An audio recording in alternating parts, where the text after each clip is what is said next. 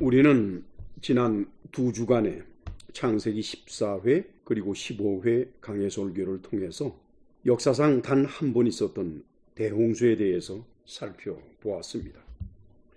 14회 설교에서는 홍수에 대한 하나님 측의 대비와 그리고 노아 측의 대비에 관해서 살펴보았고, 15회 설교에서는 실제로 벌어진 홍수의 지구 물리학적 상태에 관해서 살펴보았습니다. 오늘은 제16회 설교로서 홍수 후의 지구의 생태계 변화와 그리고 홍수 사건을 계기로 한 하나님의 언약에 관해서 살펴보는 날입니다. 이로써 홍수에 관한 설교는 오늘로서 마지막이 될 것입니다. 자, 이제 첫째 단원을 살펴보실까요? 창세기 9장 1절에서 7절까지입니다. 먼저 1절을 같이 읽으십시다. 하나님이 노아와 그 아들들에게 복을 주시며 그들에게 이르시되 생육하고 번성하여 땅에 충만하라. 복을 준다라고 우리말로 번역된 히브리어가 바라크입니다. 근데 바라크는 bless, 복을 준다는 뜻인데, 바라크라고 하는 히브리어에 또 다른 의미가 있는데 이게 바로 뭔가 닐한다는 거예요. 무릎을 꿇는다는 겁니다. 즉 하나님이 복을 주신다 하는 그 개념은 사람이 하나님 앞에 경건하게 무릎을 꿇는 것을 의미하는 것입니다. 하나님이 무엇을 주신다 하는 그런 개념보다도 사람이 하나님에 대해서 어떠한 자세를 갖추어야 되느냐, 그것을 말하는 게 사실은 복을 준다는 이 바라크의 진정한 의미가 아닐까, 저는 그렇게 생각을 합니다. 그 다음엔 뭐라고 그러는 거니까 생육하고 번성해라 그랬어요. 생육하다 그러면은 히브리어로 파라입니다. 파라. Be fruitful. 열매가 많은 거죠. 두 번째 번성하다 그러면 라바예요. 라바. 이거 multiply 되는 겁니다. 많아지는 것이 멀티플 되는 개념이죠. 배로 많아지는 것. 즉 기하급수적으로 많아지는 것을 바라라고 하는 것입니다. 그 다음에 충만해라. 말에는 이제 가득 채우는 걸 말합니다. 여러분 잠깐 우리 생각해 볼까요? 오늘날 바다를 보게 되면은요, 태평양이 1억 6,870만 제곱킬로미터예요. 그리고 나머지 바다가 1억 9,320만 제곱킬로미터입니다. 지난주에 말씀을 드린 것처럼 태평양을 제외한 나머지는 전부 하나님께서 스트럭처로 커버를 뒤집어 씌우셔서 사람이 살 수 있는 땅이었었다고 제가 말씀을 드렸었죠. 그런가 하면은 그때나 지금이나 대륙은 1억 5천만 평방킬로미터입니다.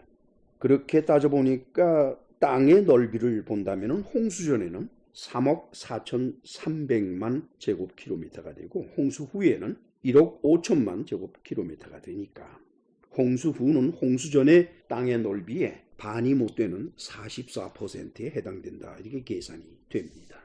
그렇다 그러면은 홍수 전에 번성하고 충만했던 그런 상태와 홍수 후에 보다 좁아진 상태에서 번성하고 충만한 상태, 아마 비교되기가 어려울 것 같아요.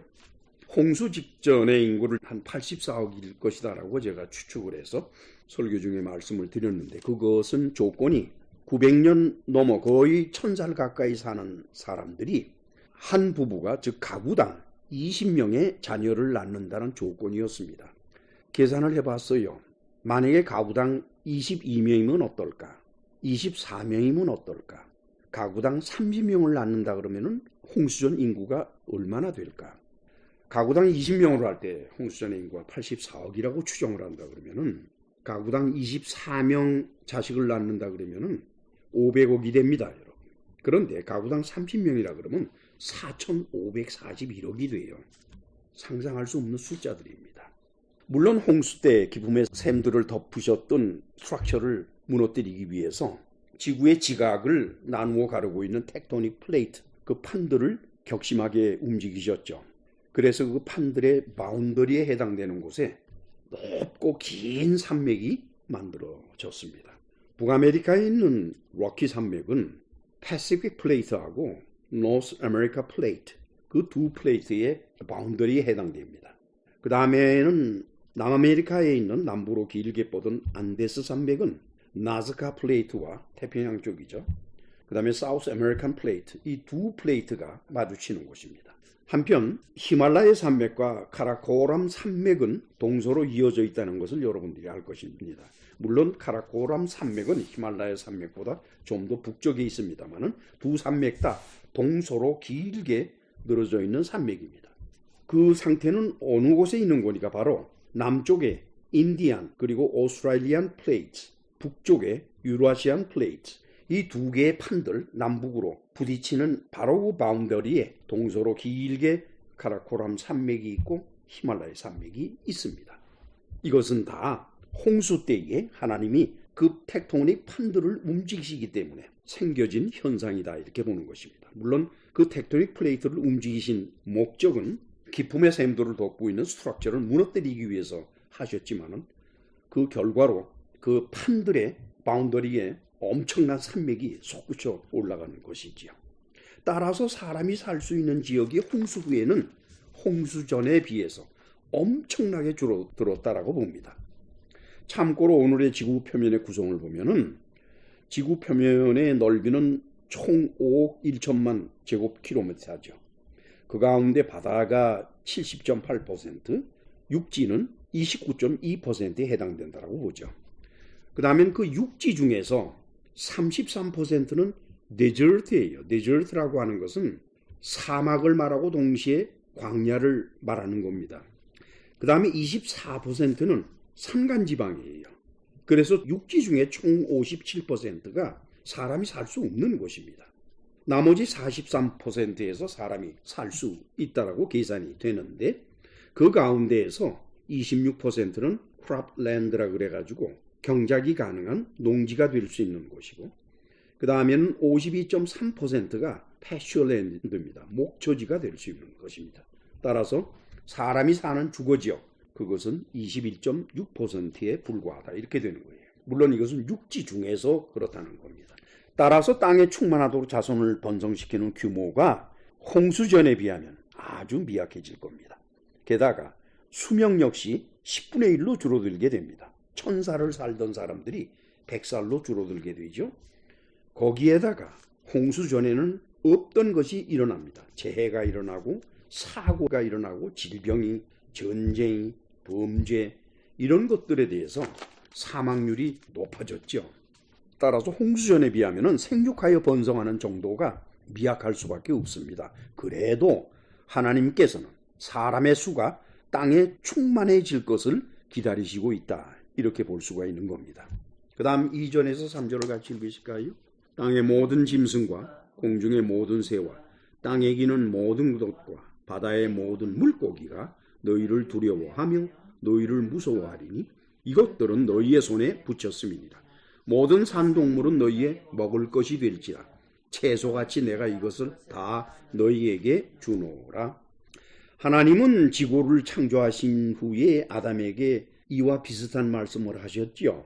창세기 1장 28절에서 29절을 같이 읽으실까요? 하나님이 그들에게 복을 주시며 하나님이 그들에게 이르시되 생육하고 번성하여 땅에 충만하라. 땅을 정복하라. 바다의 물고기와 하늘의 새와 땅에 움직이는 모든 생물을 다스리라 하시니라. 하나님이 이르시되 내가 온 지면에 씨 맺는 모든 채소와 씨 가진 열매 맺는 모든 나무를 너희에게 주노니 너희의 먹을 거리가 되리라 그랬지요. 하나님은 아담에게는 땅을 정복하라는 선에서 그치지 아니하시고 움직이는 생물들을 다스리라 그랬어요. 다스림 속에서는 정복도 포함되어 있지만은 보살피는 것이 포함되어 있다는 것을 잊어서는 안 됩니다. 그런데 홍수가 끝난 다음에 노아에겐 뭐라 그러는 거니까? 그 모든 짐승들이 그리고 새들이 너희를 두려워할 것이라 그랬어요. 다스리라는 것이 아니라 두려워한다. 왜 두려워하겠습니까? 자기들을 해칠 수 있기 때문에 두려워하는 것 아닙니까? 왜 그럴까요? 모든 산 동물은 너희의 먹을 것이 된다 그래서 사람은 그들을 잡아 먹을 수가 있게 됐으니까 짐승들은 자기들을 잡아먹는 사람을 무서워할 수밖에 없겠지요. 아담 때는 즉 홍수 전에는 사람이 동물을 잡아먹지 않도록 몸의 구조가 그렇게 돼 있어요. 그래서 오직 채식만 했어요. 몸의 구조가 그렇게 됐다는 거죠. 그런 상태에서는 짐승들이 그 공중의 모든 새들 그리고 바다의 모든 물고기가 사람을 두려워하지 않을 것 아니에요. 오히려 사람과 함께 사는 공동체를 이루어가는 그런 자세가 있었다라고 보는 거예요. 그렇다 그러면 이것은 두려운 것이 아니지요. 제가 드리고 싶은 말씀은 무엇인가? 홍수 이전과 홍수 이후의 생태계는 완전히 바뀌었다라는 것을 우리가 잊어서는 안 됩니다. 4절 같이 읽으시죠. 그러나 고기를 그 생명되는 피째는 먹지 말아라. 하나님은 동물을 사람들의 먹잇거리가 되도록 주시면서, 즉 사람의 몸의 구조를 육식을 할 수 있는 상태로 바꾸어 주시면서 조건을 말씀하셨어요. 피를 먹지 말라 그랬어요. 왜 그런 거니까? 피는 동물의 생명이 되기 때문이다라고 말씀을 하셨어요. 유대인들은 이 말씀을 통해서 어떻게 믿고 있는 거니까? 피 속에 네페시가 있다라고 믿고 있습니다. 그런데 이 네페시는 우리 사람이 가지고 있는 네페시와는 좀 성격이 다른 거지요. 동물 몸속에, 즉 동물의 피 속에 들어있는 네페시는 사람에게도 있는데 그 네페시는 흙이 만드는 것이고, 사람에게는 이 흙이 만드는 네페시만 있는 것이 아니라 하나님이 만들어주시는 네페시가 함께 있는 겁니다. 하나님이 만들어주시는 그 네페시는 피 속에 있을 리가 없겠지요. 그런데 일단 피가 쏟아져 나가서 그 피 속에 있는 생명을 유지하는 네페시가 사라져버리면 하나님이 만들어주신 상급 네페시, 그것도 마찬가지로 몸을 빠져나갈 수밖에 없다는 겁니다. 그래서 죽게 되는 거죠. 5절에서 6절을 같이 읽으실까요? 내가 반드시 너희의 피 곧 너희의 생명의 피를 찾으리. 짐승이면 그 짐승에게서, 사람이나 사람의 형제면 그에게서 그의 생명을 찾으리라. 다른 사람의 피를 흘리면 그 사람의 피도 흘릴 것이니 이는 하나님의 자기의 형상대로 사람을 지으셨습니다.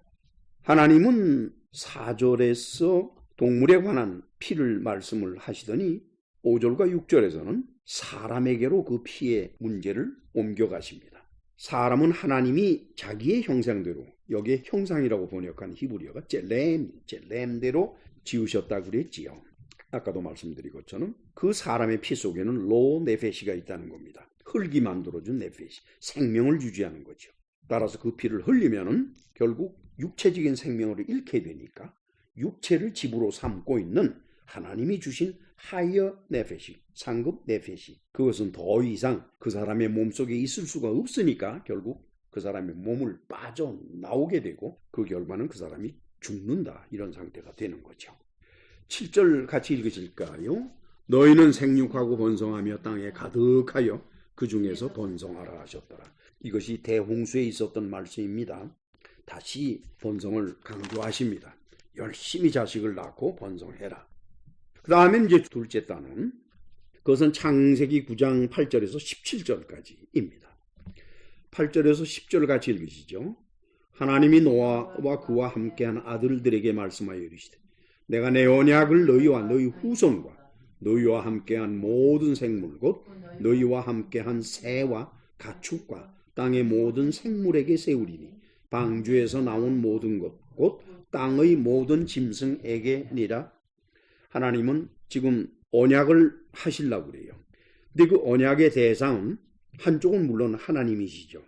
첫째, 노아의 가족과 그 후손, 즉 모든 인류가 하나님의 언약의 대상이 되고, 또 하나는 방주에서 나온 모든 동물들, 그들이 또한 언약의 대상이 되고 있는 것입니다. 그 다음에는 11절을 같이 읽으실까요? 내가 너희와 언약을 세우리니 다시는 모든 생물을 홍수로 멸하지 아니할 것이라. 땅을 멸할 홍수가 다시 있지 아니하리라. 언약의 내용은 간단해요. 땅을 멸할 홍수를 일으키시지 않겠다. 다시는. 이번 한 번만으로 끝을 내신다는 그런 뜻이죠.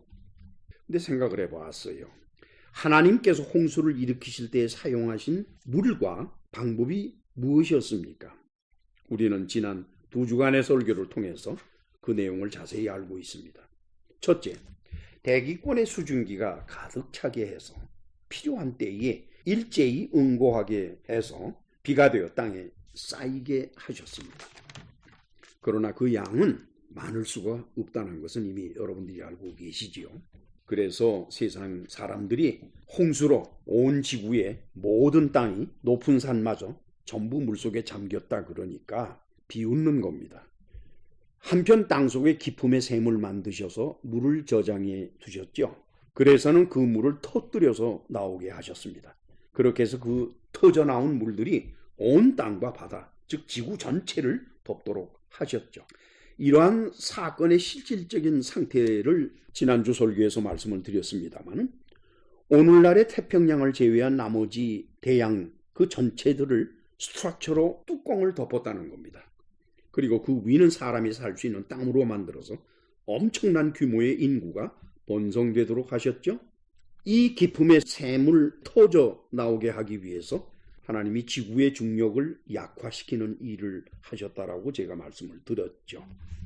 그런데 그 일이 결코 어려운 것이 아닙니다, 여러분.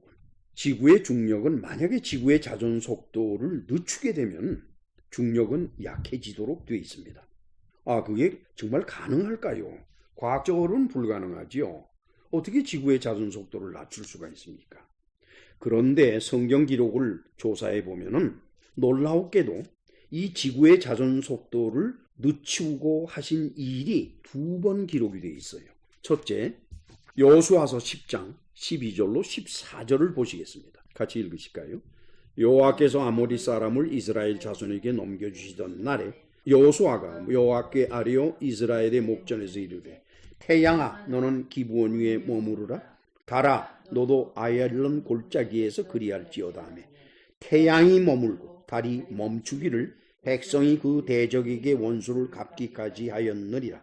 야살의 책에 태양이 중천에 머물러서 거의 종일토록 속히 내려가지 아니하였다고 기록되지 아니하였느냐? 여호와께서 사람의 목소리를 들으신 이 같은 날은 전에도 없었고 후에도 없었나니 이는 여호와께서 이스라엘을 위하여 싸우셨다 이렇게 돼 있어요. 여러분, 태양이 하늘에 떠서 내려가지를 않아요. 그 얘기는 뭡니까? 우리가 태양이 움직여, 즉 동쪽에서 떠서 서쪽으로 진다는 것은 지구가 그 반대로 서쪽으로부터 동쪽으로 돌고 있다, 즉 자전하고 있다는 것을 의미하는 겁니다. 물론 여호수아서가 기록될 당시에 그들이 지구가 오늘날과 같은 개념으로 돌고 있다는 것을 알았을 리가 없습니다. 그런데 태양이 떠서 움직이질 않아요. 그것은 뭘 의미하는 거니? 지구가 자전을 하다가 멈춘 겁니다. 그러니까 태양이 움직이질 않는 거예요. 그러면서 아주 서서히 움직이는 겁니다. 두 번째 사건을 볼까요? 열왕기 20장 8절로 11절 사이에 기록되어 있습니다. 같이 읽으십시다. 히스기야가 이사야에게 이르시되 여호와께서 나를 낫게 하시고 3일 만에 여호와의 성전에 올라가게 하실 무슨 징표가 있나이까 하니 이사야가 이르되 여호와께서 하신 말씀을 응하게 하실 일에 대하여 여호와께로부터 왕에게 한 징표가 이말이니라. 해 그림자가 10도를 나아갈 것입니까? 혹 10도를 물러갈 것입니까? 하니 히스기야가 대답하되 그림자가 10도를 나아가기는 쉬우니 그리할 것이 아니라 10도가 뒤로 물러갈 것이니라 하니 선지자 이사야가 여호와께 간구하며 아하스의 해시계 위에 나아갔던 해 그림자를 10도 뒤로 물러가게 하셨더라. 이것은 히스기야 왕이 등창이겠죠. 아주 몹쓸 종기가 몸에 나서 이제 죽게 됐습니다. 그래서 이사야 선지자가 찾아갔잖아요. 그러면서 걱정 마시오. 당신은 낫게 되고 앞으로 3일 후에는 여호와의 성전에 올라갈 수가 있게 될 겁니다. 그러자 히스기야가 어이구 내가 어떻게 낫게 될까? 그래서 오히려 이사야 선지자에게 그렇게 얘기를 했어요. 내가 도저히 믿을 수가 없는데 무슨 징표를 내게 보여주시면 내가 믿겠습니다. 이렇게 됐어요. 그래서 이사야가 말합니다. 자, 그러면은 해 그림자가 10도를 앞으로 나가게 할 것입니까? 즉 시간이 빨라지는 거죠. 아니면은 10도 뒤로 물러가게 할까요? 그는 시간이 반대로 나가는 거죠. 히스기야 왕이 그러는 거예요. 글쎄요, 그 그림자가 10도를 앞으로 나가게 한다, 즉 시간을 빠르게 한다. 그거야 뭐 어렵지 않겠죠. 그런데 뒤로 물러난다, 즉 시간을 뒤로 물린다. 그거는 어려울 것 같으니까 그렇게 하십시다라고 했어요. 그래서 선지자 이사야가 여호와께 간구했잖아요. 아니나 다를까 해시계를 가지고 있었어요. 선다이알이라고 그러는데 그 해시계에는 해의 그림자가 쭉 비쳐 있어요. 10도 뒤로 물러가게 했다는 겁니다. 그 뜻은 뭡니까? 지구의 자전이 돌다가 멈춰가지고 반대로 돌아버리는 거예요. 그 10도가 아마도 1시간 정도는 되지 않았을까라고 보고 있어요. 이처럼 지구의 자전 속도를 빠르게 하거나 늦추게 하거나 멈추게 하거나 또는 반대로 돌아가게 하는 것, 그것은 하나님에게는 어려운 일이 아닙니다. 하나님은 이 우주를 만드신 창조주입니다. 무엇을 못 하시겠습니까? 물론 중력이 약화되면 물이 또 올라가게 돼 있어요. 즉 중력이라는 것은 지구에 있는 모든 물건을 지구 안으로 끌어당기는 힘인데, 그 끌어당기는 힘이 약해지면 지구의 표면을 에워싸고 있는 그것들이 자연적으로 또 오르게 될 겁니다. 심한 경우에는 아마도 지구 표면을 에워싸고 있는 공기가 빠져나가서 공기의 손실이 일어날 수도 있겠다, 이렇게 걱정이 되죠. 그러나 모세는 그런 말을 했어요. 하나님의 루아흐가 지구 전체를 감싸고 있다 그랬어요. 따라서 하나님의 루아흐, 하나님의 바람 또는 수음, 즉 하나님의 역사죠. 그게 지구 전체를 감싸고 있으니까 그 모든 것들은 감싸인 채 컨트롤이 되고 있는 거죠. 그 모습이 창세기 7장 17절에서 20절 사이에 기록되어 있습니다. 같이 읽으십시다. 홍수가 땅에 40일 동안 계속된지라 물이 많아져 방주가 땅에서 떠올랐고 물이 더 많아져 땅에 넘침에 방주가 물 위에 떠다녔으며 물이 땅에 더욱 넘침에 천하의 높은 산이 다 잠겼더니 물이 불어서 15규빗이나 오르니 산들이 잠겼다, 이렇게 되어 있죠. 여기 보면은 홍수가 40일 동안 계속됐을 때는 방주가 땅에서 뜨는 정도였습니다. 물이 많아져가지고. 그런데 그 물이 더 많아지니까 방주가 물 위에서 떠다니고 또 더 올라가니까 천하의 높은 산이 다 잠기고 또 거기서부터 15규빗 올라가니까 산들이 잠겼더라, 이렇게 돼 있어서 물이 잠겨나가는 모습이 홍수 40일 동안만 물이 오른 것이 아니라 그 이후에도 계속해서 물이 올랐다는 것을 볼 수 있으니까 그것은 뭘 의미하는 거니? 땅속에 있는 물이 계속 빠져나오고 있다는 것을 의미하고 동시에 열려있는 태평양 그 바닷물도 같이 떠오르고 있다는 겁니다. 위로 올라가고 있다는 거예요. 그 얘기는 물의 덴시티, 밀도가 약해지는 거죠. 왠고니까 중력이 약해지니까 동시에 그것도 약해지겠죠. 그러면서 물의 양이 느는 겁니다. 그것이 창세기 7장 17절에서 20절 사이에 기록된 현상을 과학적으로 바라볼 때 그와 같다라고 하는 거죠. 하나님께서 노아 때의 홍수를 일으키시려고 창조 때 대기권의 수증기로 물을 저장했다 그러셨죠. 그런데 수증기로 물을 저장한다라고 해도 참고로 말씀을 드리면 오늘날 대기권에 있는 수증기를 전부 비로 만들어서 내려보내면 얼마나 지구를 덮을 수 있는 거니까 25mm 깊이로 지구를 덮을 수밖에 없다는 겁니다. 25mm입니다. 따라서 대기권에 하나님이 마련해 두신 수증기 그 양을 가지고 지구를 완전히 덮는다는 것은 불가능한 일이지요. 그러니까 사람들이 믿지를 않잖아요. 그러나 하나님께서는 일부 바다를 스트럭처로 덮고 땅이 되게 해서 그 안에 땅 밑이죠. 그 안에 거대한 기품의 샘을 예비하셨습니다. 이 모든 것들을 사용하셔서 온 지구를 뒤덮는 홍수를 일으키시고 다시 기품의 섬을 덮고 있던 스트럭처를 무너뜨리셔서 바다를 만드시고 오픈시켰죠. 그래서 그 속으로 지구 위를 덮고 있던 물을 모조리 끌어들였습니다. 그때는 벌써 중력이 원상 회복이 된 상태가 되지요. 이제 다시 홍수를 일으키신다? 그러면 지난번처럼 다시 바다를 덮으시고 기품의 샘들을 만드셔야 될 것 아니에요. 그런데 하나님께서는 처음에 기품의 샘들을 덮고 있던 스트럭처를 무너뜨리시기 위해서 텍토닉 플레이트들을 거칠게 움직이셨잖아요. 그 결과 아까도 말씀드린 것처럼 플레이트의 바운더리에서 충격이 일어나가지고 높은 산맥들, 산 이런 것들이 솟아오르고 깊은 단층과 계곡이 만들어지고 그리고 지구 표면을 이루고 있는 크로스, 지각에 거대한 변화가 일어나게 했습니다. 노아 때는 이 변화가 온 지구를 약 1.3km 이상으로 물이 뒤덮고 있었기 때문에 당시에 유일한 생존자들이 살던 노아의 방주는 물에 둥둥 떠 있었으니까 그 물속에서 무슨 일이 벌어지든지 간에 아마 변화조차 못 느꼈을 겁니다. 뭐 소리가 들리겠습니까? 흔들림이 있겠습니까? 어차피 물에 떠다니면서 흔들리고 있는데. 따라서 이 거대한 지각 변화를 못 느꼈겠지요.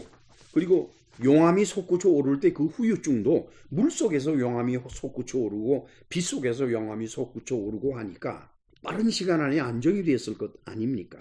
따라서 홍수가 거친 상태에서 이와는 반대되는 지각 변화를 일으키셔서 다시 옛날같이 만드신다 그러면은 아마 홍수가 일어나서 사람들이 죽기 전에 그 지각 변화 때문에 땅 위에 있는 사람들이 다 죽게 될 겁니다.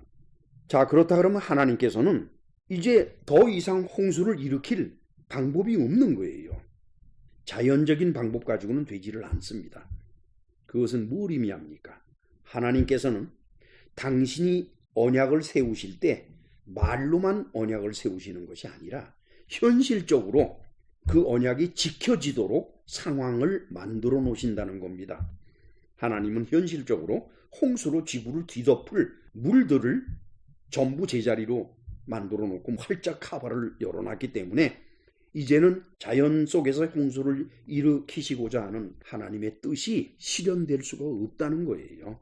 어떤 의미에서 하나님은 당신이 약속을 지키기 위해서 그 약속을 어길 수 있는 가능성을 다 막아버리셨다. 여러분들은 제가 왜 이 말씀을 몇 번씩 열심히 여러분들에게 전하는지 아마 그 마음을 아실 겁니다. 우리가 인생을 살아가면서 수없이 많은 약속을 사람들에게 하지요. 그러나 그 약속을 하면서 그 약속이 지켜지도록 자기의 여건을 만들어가는 사람이 과연 얼마나 될까요? 결국 사람은 약속을 하지만 지키진 못해요. 웬거니까 그 약속을 지킬 상황을 유지하지 못하고 버렸으니까 자기의 유리한 방향대로 결국은 약속을 못 지켜요. 우리 하나님은 그런 분이 아니십니다. 창세기 9장 11절 다시 같이 읽으실까요? 내가 너희와 언약을 세우리니 다시는 모든 생물을 홍수로 멸하지 아니할 것이라. 땅을 멸할 홍수가 다시 있지 아니하리라. 단순한 언약이 아닙니다. 어길래야 어길 수 없는 언약이 바로 하나님의 이 언약인 것입니다. 그러시면서 하나님께서는 당신의 마음을 또한 제어할 수 있는 언약까지 세우셨습니다. 지금 하나님께서는 사람과 언약을 맺으시면서 사람뿐만 아니라 모든 생물들과 언약을 맺으시면서 두 가지를 하시고 계세요. 하나는 자연 상태가 당신의 언약을 지킬 수 있도록 만드는 것과 두 번째는 그럼에도 불구하고 또 언약을 어기실 그런 감정의 상태가 될 때에 그 감정의 상태를 막을 수 있는, 즉 당신의 마음을 제어할 수 있는 것까지 언약의 조건으로 만드시고 있다는 걸 보게 돼요. 자, 그럼 우리 본문 12절, 13절 같이 읽으실까요? 하나님이 이르시되 내가 나와 너희와 및 너희와 함께하는 모든 생물 사이에 대대로 영원히 세우는 언약의 증거는 이것입니다. 내가 내 무지개를 구름 속에 두었나니 이것이 나와 세상 사이의 언약의 증거니라. 제가 여기 세상을 엑스표를 했는데 이 세상이라는 번역으로 되어서는 안 됩니다. 지구입니다. 나와 지구 사이의 언약의 증거라고 했습니다. 그 나중에 설명을 드리겠습니다. 무지개라고 그러시는데 하나님께서 뭐라고 그러시는 거니? 내가 내 무지개라고 그랬어요. 이게 보통 무지개가 아니라 나의 무지개다. 즉 하나님이 만드신 무지개라는 뜻입니다. 근데 무지개라고 번역한 히브리어가 그 어원이 케쉐트는 바울을 말합니다. 활, 휘어지는 거죠. 무지개를 보면 이렇게 활처럼 휘어져 있잖아요. 그래서 케쉐트라고 한 거죠. 그 다음에 세상이라고 번역한 그 히브리어가 하아레츠예요. 아레츠 그러면은 earth를 말하죠. 땅, 지구를 말하죠. 세상이 아닙니다. 유대인의 영어 번역인 타낙 성경에서는 뭐라고 그랬는 거니? Between me and the earth. 여기서는 earth라고 번역을 했지요. 왜 그럴까요? 11절에 땅을 멸할 홍수이기 때문입니다. 그 홍수는 생물을 멸하는 정도에서 끝나는 것이 아니라 땅을 멸하는 홍수라는 겁니다. 그것이 11절에 하나님께서 하신 말씀이에요. 다시는 땅을 멸할 홍수가 있지 않겠다. A flood to destroy the earth라고 번역이 되어 있지요. 그 다음 본문 14절에서 16절을 같이 읽으실까요? 내가 구름으로 땅을 덮을 때에 무지개가 구름 속에 나타나며 내가 나와 너희와 및 육체를 가진 모든 생물 사이에 내 언약을 기억하리니 다시는 물이 모든 육체를 멸하는 홍수가 되지 아니할지니라. 무지개가 구름 사이에 있으리니 내가 보고 나 하나님과 모든 육체를 가진 땅의 모든 생물 사이에 영원한 언약을 기억하리라. 놀랍죠? 내가 구름으로 땅을 덮는다 그랬어요. 그렇다 그러면 이건 뭘 의미합니까? 그때 하나님의 마음의 상태가 어떤 것 같아요? 왜 구름으로 땅을 덮으시려고 그럽니까? 홍수를 일으켜서 땅에 살고 있는 생물들을 죽여버리고 없애버리겠다고 하는 마음이 생기셨기 때문에 하나님이 구름으로 땅을 덮는다라고 표현을 하신 거예요. 그런 마음이 생길 때에 그때 하나님이 무지개를 보는 순간 내가 저들과 언약을 맺은 게 있구나. 그래서 멸하시고자 하는 마음을 거두시겠다. 참 놀라운 말씀이지요. 얼마나 하나님께서 철저하게 당신 자신을 관리해가면서 그 약속을 지키려고 애를 쓰시는지. 여러분, 우리가 인생을 살면서 다른 사람에게 하는 모든 약속들은 필요하기 때문에 만든 약속들이겠지만 약속은 반드시 지켜져야만 됩니다. 그런데 그 약속을 지키려 하려면 마음만 가지고 되는 것은 아니에요. 상황을 자기가 컨트롤해 나가야 되고 자기 자신의 마음이 제어할 수 없을 상태가 될 때에 그 마음이 깨달을 수 있는 어떤 징표 같은 거, 상황 같은 것을 만들어 놔야 약속을 지킬 수가 있게 된다. 그런 생각을 하게 되는 겁니다. 여러분, 무지개라는 게 뭡니까? 무지개라고 하는 것은 빗방울이 태양빛을 반사할 때 생기는 현상입니다. 그때 빗방울의 크기는 아무리 커도 그게 원의 상태를 유지하고 있어야만 돼요. 빗방울은 말이죠.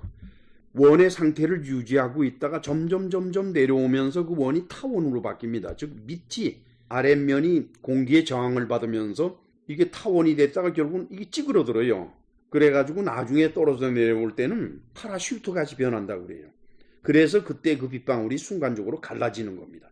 땅에 가까워지면서 그 파라슈트의 모습을 하고 있던 빗방울이 갈라지고 찢어지면서 땅으로 떨어지는 거지요. 그래서 빗방울이 원의 상태를 이루고 있는 때가 언제냐고 보니까 직경 2mm 근처일 때입니다. 그 빗방울이 있는 그곳에 태양광선이 비치면은 들어갈 때 그 빗방울의 안쪽 면에 빛이 부딪히고 다시 반사되어서 밖으로 나오면서 7가지 색으로 퍼지는 거죠. 그래서 무지개가 보이는 겁니다. 보실까요? 제가 나누어드린 그리고 인터넷에 올라가 있는 첫 번째 페이지를 보시면은 왼쪽 맨 아래에 원으로 된 빗방울의 모습이 있고 들어가는 빛, 그 다음에는 반사돼서 나오는 빛, 그 들어가고 나오는 것의 차이가 보면 42도로 돼 있죠. 그래서 빛이 나누어지는데 빛은 물감하고 달라요. 물감은 섞으면 검은색이 됩니다. 그런데 빛은 섞으면 흰빛이 돼요. 화이트. 그래가지고 그 흰빛이 들어온다는 얘기는 흰빛 속에 여러 가지 색깔의 빛이 다 들어있다는 거예요. 그래서 그것이 들어와가지고 부딪히고 또 구부러지고 하면서 나누어집니다. 그 안에 들어가 있는 빛의 그 색깔별로 나누어져 버려요. 그러면서 우리 눈에 무지개가 보이게 되는 거죠. 그 빗방울 하나뿐만 아니고 수없이 많은 빗방울들이 그런 똑같은 현상을 일으키니까 그렇게 되는 겁니다. 이 말씀은 뭘 말하는 거니까 홍수 이전에는 무지개가 없었다는 것을 우리가 알게 돼요. 이 말씀을 통해서. 그런데 아까도 말씀드린 것처럼 무지개가 일어나려면 2가지 조건이 필요해요. 첫째 조건은 빗방울이 2mm 근처로서 원을 구성하고 있는 그 빗방울들이 공중에 퍼져 있다는 조건 하나하고 또 하나는 그 빗방울을 비추는 태양광선이 흐릿하게 오는 것이 아니라 밝게 직사광선으로 태양광선이 비춰야만이 무지개가 생긴다는 거죠. 그와 반대로 홍수 이전에는 무지개가 없었다는 것은 뭘 의미합니까? 홍수 이전의 태양광선은 직사광선이 아니었을 수도 있다라고 하는 거예요. 즉 두터운 수중비층을 뚫고 내려오면서 그 빛이 여러모로 굴곡이 일어나가지고 직사광선이 아닌 상태로 땅 표면에 도착을 한다거나 아니면 홍수 이전에는 비가 없었던지 과연 어떠한 것이었는지는 저는 말씀을 못 드리는 것이 제가 홍수 이전에 살질 않았기 때문에 그건 알 수가 없는 거죠. 여러분 16절을 다시 같이 읽으실까요? 이것은 저와 여러분들이 인생을 살아가는데 아마도 갖추어야 되는 마음 자세가 아닐까라고 봐요. 같이 읽습니다. 무지개가 구름 사이에 있으리니 내가 보고 나 하나님과 모든 육체를 가진 땅의 모든 생물 사이에 영원한 언약을 기억하리라. 하나님은 당신의 마음을 통제하시고자 하신다는 겁니다. 이러한 하나님의 마음은 시내산에서 40일을 모세에게 율법을 가르치시고 창조와 홍수사건 전후에 많은 장면을 보여주신 다음에 모세에게 하신 말씀에 아주 잘 나타나 있어요. 그것은 출애굽기 32장 9절로 14절 사이에 나타나 있습니다. 같이 읽으실까요? 여호와께서 또 모세에게 이르시되 내가 이 백성을 보니 목이 뻣뻣한 백성이로다. 그런즉 내가 하는 대로 두라. 내가 그들에게 진노하여 그들을 진멸하고 너를 큰 나라가 되게 하리라. 주의 종 아브라함과 이삭과 이스라엘을 기억하소서. 주께서 그들을 위하여 주를 가리켜 맹세하여 이르시기를 내가 너희의 자손을 하늘의 별처럼 많게 하고 내가 허락하니 온 땅을 너희의 자손에게 주어 영원한 기업이 되게 하리라 하셨나요. 여호와께서 그 뜻을 돌이키사 말씀하신 화를 그 백성에게 내리지 아니하시니. 지금 어떤 상황이라는 것은 이미 여러분들이 기억하시겠지만은 모세가 40일 동안 시내산에 있으면서 하나님과 여러 가지 일을 하고 있을 때에 시내산 앞에 있는 이스라엘 백성들은 아무리 기다려도 모세가 산에서 내려오지를 않으니까 아이고 이 산에서 죽었나 보다. 그래서 제사장 아론을 부추겨가지고 금을 다 모아가지고 금으로 송아지안을 만들었어요. 그래 놓고는 너희를 애굽 땅에서 인도하여 내신 너희의 신이다, 곧 너희의 하나님이다. 이렇게 하면서 춤들을 추고 술을 마시고 난리를 했지요. 하나님께서 그 모습을 보시고 화가 나셔가지고 어떻게 하시려고 그랬습니까?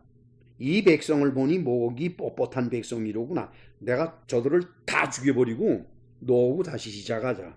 그때에 모세는 무슨 말씀을 하나님에게 드렸는고니?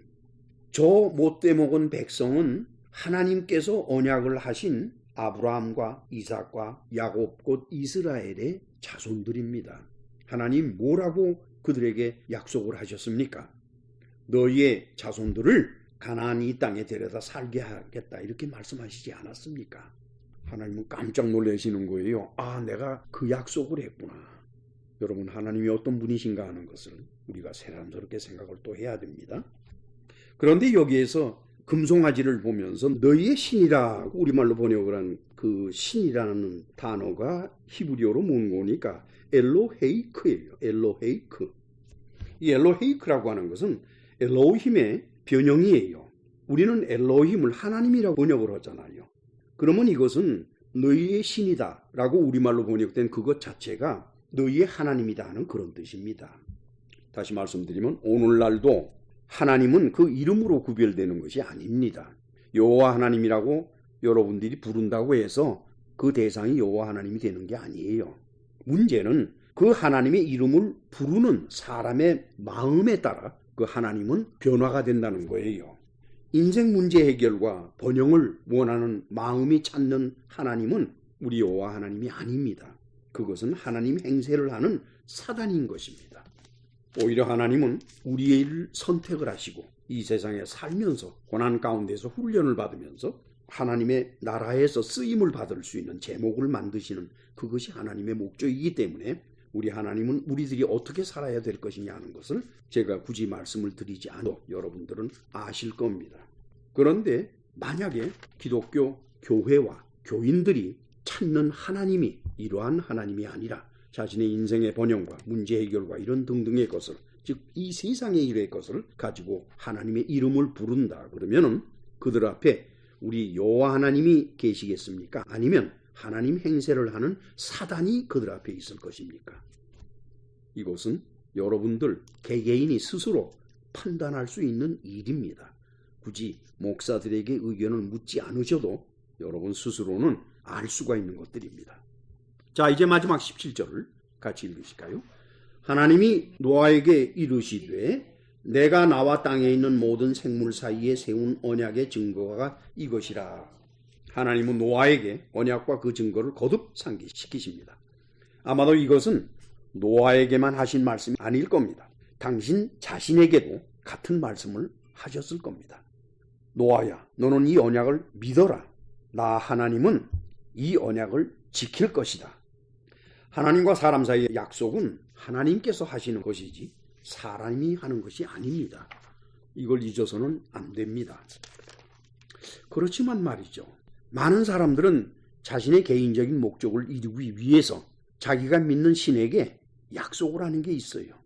내가 원하는 것을 이루어 주시면은 무엇을 바치겠습니다 라고 약속을 합니다. 또는 내가 이걸 바칠 테니까 무엇을 이루어 주십시오 라고 합니다. 이것을 성경에서는 소원이라고 한자로 표현을 하죠. 다 같이 민수기 21장 1절로 3절을 같이 읽으실까요?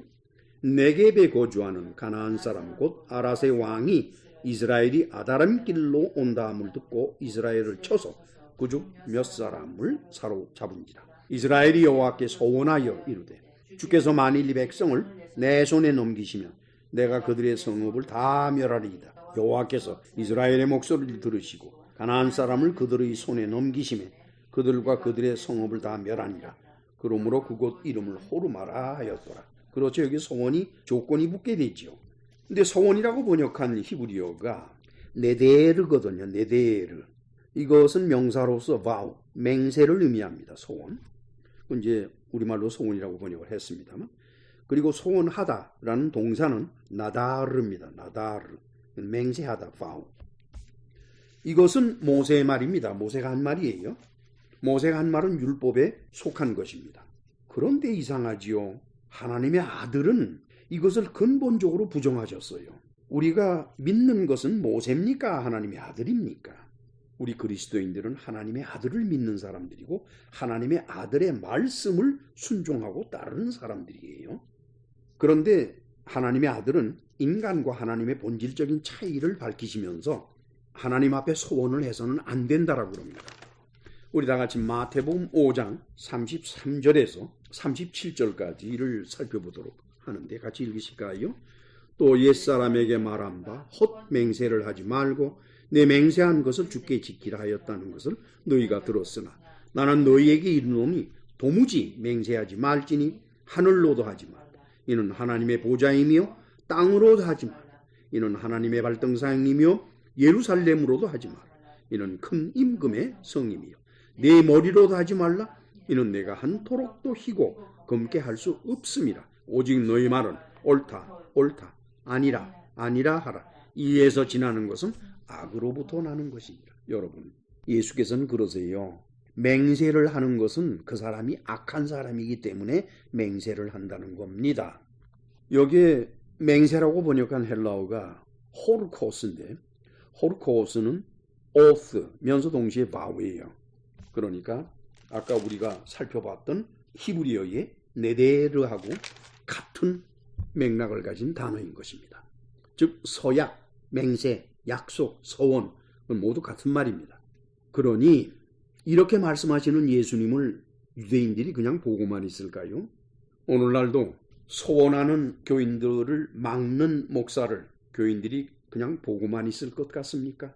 교인들은 성경의 원칙이 지켜지는지 안 지켜지는지 보다도 자기 자신의 문제가 해결되느냐 안 되느냐에 더 관심이 많고 집착이 많기 때문에 성경을 바르게 해석해서 가르치려 하면은 그들은 저항을 하도록 되어 있습니다. 당시 예수님을 죽이려 했던 그리고 결국 십자가에 못 박혀 죽인 유대인들이나 오늘날 기독교인들이나 큰 차이가 없다라고 봅니다. 오늘의 본문 13절에서 하나님께서는 무지개를 당신의 언약의 증거로 삼으시면서 나의 무지개라 이렇게 하시는 이유는 하나님보다 더 큰 이가 없기 때문에 하나님께서는 당신의 것을 증거로 약속하실 수밖에 없는 거예요. 우리가 약속을 한다 그러면은 그 대상을 놓고서 약속을 하도록 돼 있어요. 그런데 하나님께서는 약속을 한다라고 할 때 당신보다 더 큰 대상을 놓고 약속을 해야 되는데 당신보다 더 큰 것이 없으니까 하는 수 없이 당신의 것을 대상으로 약속을 하시는 겁니다. 그 내용이 히브리서 6장 13절에서 16절에 기록되어 있습니다. 같이 읽으십시다. 하나님이 아브라함에게 약속하실 때에 가리켜 맹세할 자가 자기보다 더 큰 이가 없으므로 자기를 가리켜 맹세하여 이르시되 내가 반드시 너에게 복주고 복주며 너를 번성하게 하고 번성하게 하리라 하셨더니 그가 이같이 오래 참아 약속을 받았느니라. 사람들은 자기보다 더 큰 자를 가리켜 맹세하나니 맹세는 그들이 다투는 모든 일의 최후 확정이니라. 이 하나님의 언약은 당신의 아들을 이 세상에 보내시면서 택하심을 받은 자들에게 영생을 주시는 것으로 절정을 이루게 될 겁니다.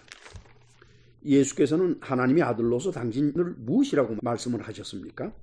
위의 것, 곧 하나님의 것으로부터라고 말씀을 하셨습니다. 따라서 당신은 이 세상에 속하지 않는다고 말씀하셨죠. 다 같이 우리 요한복음 8장 23절에서 28절 같이 읽으십니다. 예수께서 이르시되 너희는 아래에서 났고 나는 위에서 났으며 너희는 이 세상에 속하였고 나는 이 세상에 속하지 아니하였느니라. 그들이 말하되 네가 누구냐? 예수께서 이르시되 나는 처음부터 너희에게 말하여 온 자니라.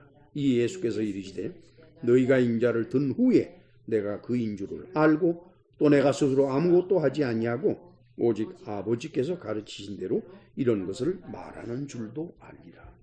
나는 위에서 났다라고 우리말로 번역이 됐는데 이것은 번역이 올바른 것이 아닙니다. 그 헬라어가 에고, 에크, 톤, 아노, 에이미 이렇게 되어 있어요. 에고는 나, 에크는 아우로, 무엇으로부터, 톤, 아노 그러면 위, 에이미 이다. 나는 위로부터 근원이 된다 하는 뜻입니다. 위에서 태어난 것이 아닙니다. 여러분, 하나님의 아들은 태어난 분이 아닙니다. 영원전부터 존재하시던 분입니다.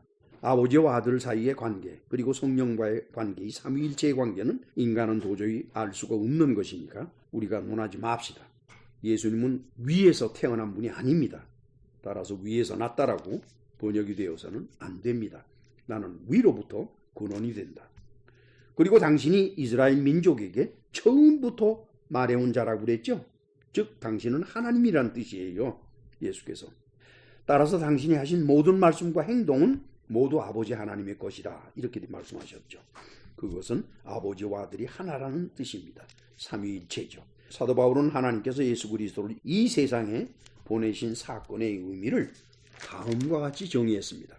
우리 다 같이 로마서 5장 6절에서 10절을 같이 읽으실까요? 우리가 아직 연약할 때에 기약대로 그리스도께서 경건하지 않은 자를 위하여 죽으셨도다. 의인을 위하여 죽는 자가 쉽지 않고 선인을 위하여 용감히 죽는 자가 혹 있거니와 우리가 아직 죄인 되었을 때에 그리스도께서 우리를 위하여 죽으심으로 하나님께서 우리에 대한 자기의 사랑을 확증하셨느니라. 그러면 이제 우리가 그의 피로 말미암아 의롭다 하심을 받았으니 더욱 그로 말미암아 진노하심에서 구원을 받을 것이니 곧 우리가 원수 되었을 때에 그의 아들의 죽으심으로 말미암아 하나님과 화목하게 되었으니 화목하게 된 자로서는 더욱 그의 살으심 나심으로 말미암아 구원을 받을 것이니라.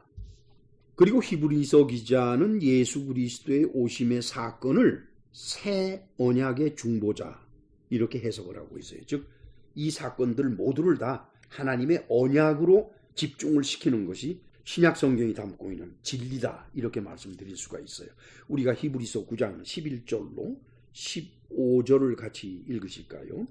그리스도께서는 장래 좋은 일에 대제사장으로 오사 손으로 짓지 아니한 것 곧 이 창조에 속하지 아니한 더 크고 온전한 장막으로 말미암아 염소와 송아지의 피로 하지 아니하고 오직 자기의 피로 영원한 속죄를 이루사 단번에 성소에 들어가셨느니라. 염소와 황소의 피와 및 암송아지의 죄를 부정한 자에게 뿌려 그 육체를 정결하게 하여 거룩하게 하거든. 하물며 영원하신 성령으로 말미암아 흠없는 자기를 하나님께 드린 그리스도의 피가 어찌 너희 양심을 죽은 행실에서 깨끗하게 살아계신 하나님을 섬기게 하지 못하겠느냐. 이로 말미암아 그는 새 언약의 중보자이시니 이는 첫 언약 때에 범한 죄에서 속량하려고 죽으사 부르심을 입은 자로 하여금 영원한 기업의 약속을 얻게 하려 하심이라. 이처럼 하나님과 인간 사이의 관계는 언약의 기초를 두는 것입니다, 여러분. 그리고 이 언약은 사람이 하는 것이 아니라 하나님만이 하실 수 있는 겁니다. 그리고 언약은 반드시 그 상대가 있기 마련이지요. 하나님의 옛 언약인 율법은 그 상대가 누굽니까? 이스라엘이었습니다. 그리고 예수 그리스도의 피는 새 언약이 되었는데 그 새 언약의 대상은 누군고니까 아버지 하나님의 택하심을 받은 자들입니다. 그 택하심을 받은 자들은 유대인 중에서도 있고 이방인들 중에서도 있는 겁니다. 그리고 오늘 본문에서 선포되어 있는 언약은 홍수 이후에 이 땅에서 사는 모든 인간에게 대한 것입니다. 그것은 하나님께서 이들의 살고 죽음에 관여하지 않겠다고 하시는 약속이에요. 여러분, 이 약속이 무엇인지를, 그 의미를 잘 아셔야만 됩니다. 인간 세상을 하나님이 당신의 임의대로 끌고 가시지 않겠다고 하는 약속입니다. 왜냐하면 이 길만이 하나님께서 세상을 수시로 심판하시지 않을 수가 있기 때문이에요. 홍수 이전에는 하나님께서 인간 삶에 관여를 하셨기 때문에 하나님은 그들을 심판하실 수밖에 없었습니다. 그래서 다 물로 죽이셨어요. 이제 홍수가 끝이 나고 새로운 삶을 시작하는 노아와 그의 후손들에게는 하나님께서 더 이상 그렇게 하시지 않겠다. 너희를 죽이시지 않겠다는 건 뭡니까? 너희를 심판하지 않겠다는 거예요, 여러분. 그러면 하나님께서 영원히 우리를 심판하지 않겠다는 것일까요? 아닙니다. 하나님은 단 한 개의 심판으로 모든 것을 결정하시기로 하시고 그 말씀을 하신 겁니다. 그것은 하나님이 예비해 놓으신 마지막 심판이지요. 그리고 심판의 주인이신 심판주는 누군고니까 바로 아들 하나님이신 예수 그리스도가 되시는 겁니다. 다 같이 요한복음 5장 22절에서 24절을 읽으십시다. 아버지께서 아무도 심판하지 아니하시고 심판을 다 아들에게 맡기셨으니 이는 모든 사람으로 아버지를 공경하는 것 같이 아들을 공경하게 하려 하심이라. 아들을 공경하지 아니하는 자는 그를 보내신 아버지도 공경하지 아니하느니라. 내가 진실로 진실로 너희에게 이르노니 내 말을 듣고 또 나 보내신 이를 믿는 자는 영생을 얻었고 심판에 이르지 아니하나니 사망에서 생명으로 옮겼느니라. 기도하십시다. 전능하시고 자비로우신 하나님 아버지, 이처럼 언약은 오직 하나님만 하실 수 있는 것인데 이 세상을 살아가는 수없이 많은 사람들이 종교라는 미명 아래 자기가 믿는 신에게 서원을 하고 언약을 하는 모습들을 보게 됩니다. 그런데 그것이 바로 그들 자신의 인간적인 욕심 때문에 그 욕심을 이루어 주시면 그 대가로 드리겠습니다 하는 그런 것이니까 이것은 도저히 용납될 수 없는 것입니다. 따라서 이 문제에 관해서는 주님께서 그들을 불쌍히 여기시어서 그들 마음속에 함부로 언약을 하지 않는 그런 마음 자세를 가질 수 있도록 은혜를 베풀어 주옵소서. 예수님의 이름으로 기도합나이다. 아멘. 하늘에 계신 우리 아버지, 이름을 거룩히 여김을 받으시오며 나라 임하옵시며 뜻이 하늘에서 이룬 것 같이 땅에서도 이루어지고 오늘날 우리에게 일용할 양식을 주옵시고 우리가 우리에게 죄 지은 자를 사하여 준 것 같이 우리의 죄를 사하여 주옵시고 우리를 시험에 들게 하지 마옵시며 다만 악에서 구하옵소서. 대개 나라와 권세와 영광이 아버지께 영원히 있사옵나이다. 아멘.